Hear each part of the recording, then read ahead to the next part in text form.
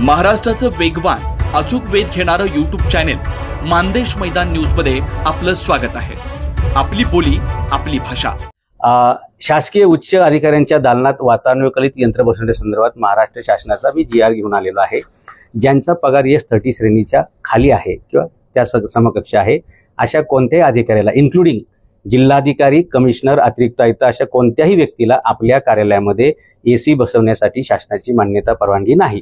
तरी आता पिंपरी चिंचवड शहराची जी परिस्थिती आहे की 30 डिग्रीला असलेलं टेम्परेचर 42 डिग्रीपर्यंत केलेलं आहे।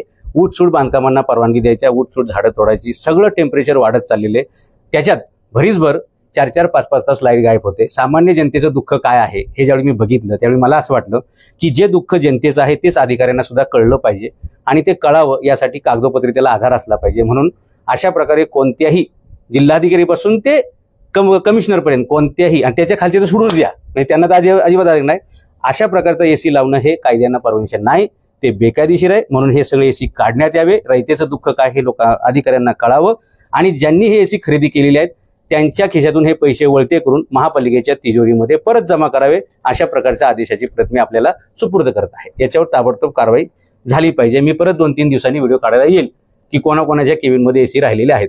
धन्यवाद। दुसरा एक ऑर्डर आहे। आपल्या चॅनेलवर नवनवीन बातम्या पाहण्यासाठी लाईक, शेअर आणि सबस्क्राइब करायला विसरू नका।